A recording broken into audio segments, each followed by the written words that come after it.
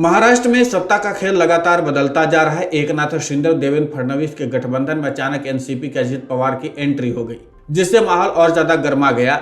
इसी बीच उद्धव गुट वाली शिवसेना लगातार बीजेपी पर हमलावर है। अपने मुखपत्र सामना में शिवसेना ने एक बार फिर से बीजेपी और पीएम मोदी को निशाने पर लिया। इस संपादकीय का टाइटल है चोर बाजार के असली मालिक कौन।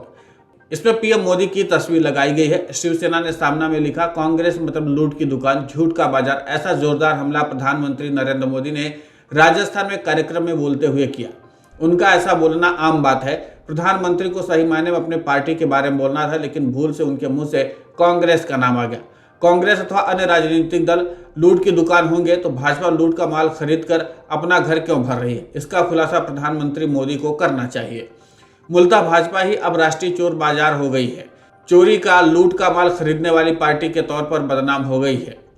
देवेंद्र फडणवीस पर निशाना साधते हुए शिवसेना के मुखपत्र सामना में लिखा है, महाराष्ट्र के उप मुख्यमंत्री फडणवीस मोदी के आदेश का पालन करते हुए मैं फिर आऊंगा ऐसा बोला था। आते समय दो को और ले आया।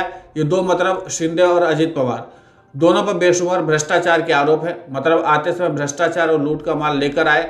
ऐसा ही श्रीमान फडणवीस करना चाह रहे होंगे। प्रधानमंत्री मोदी 8 दिनों पहले बोले थे, राष्ट्रवादी कांग्रेस पार्टी ये सबसे भ्रष्ट पार्टी है। उसी राष्ट्रवादी पार्टी को तुरंत उन्होंने गोद में बैठा लिया।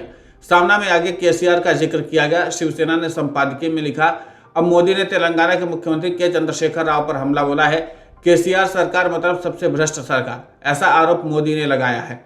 अब हमें उस केसीआर की पार्टी की चिंता है, क्योंकि मोदी जिस पार्टी को भ्रष्ट कहते हैं, अगले कुछ दिनों में वो पार्टी भाजपा का मित्र बनकर सत्ता में शामिल हो जाती है, अथवा भ्रष्ट पार्टी में फूट डालकर उसमें सबसे भ्रष्ट गुट को भाजपा वासी बनाया जाता है। यही भाजपा का राजनीतिक शिष्टाचार बन गया है। सामना में लिखा गया, भाजपा को अपनी लूट की दुकान चलाने के लिए अन्य दलों के चोरों की जरूरत है, अथवा ऐसे चोरों के चयन के लिए उसने किसी राष्ट्रीय समिति का गठन किया है क्या? पिछले कुछ कालखंड को देखें तो ऐसा प्रतीत होता है कि प्रधानमंत्री मोदी ने अपने पद की प्रतिष्ठा और गरिमा का बिल्कुल भी भान नहीं रखा है।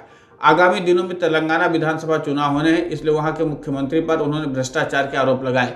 कल यही केसीआर अथवा इनकी पार्टी से टूटकर लोग भाजपा में शामिल हो गए तो यही केसीआर मोदी के लिए सबसे सच्चे साबित होंगे।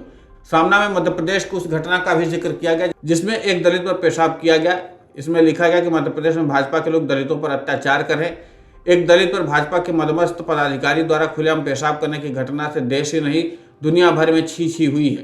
प्रधानमंत्री मोदी ने इस पर कोई बयान नहीं दिया। भोपाल में एक दलित युवक को भाजपा के कार्यकर्ताओं ने तलवार चाटने के लिए मजबूर किया। यह प्रकरण भी भयंकर है। मणिपुर हिंसा और खालिस्तान आंदोलन का जिक्र करते हुए सामना में लिखा गया कि मणिपुर में भाजपा की सरकार रहते हुए वहां 2 महीने से जारी हिंसा थमने का नाम नहीं ले रही है।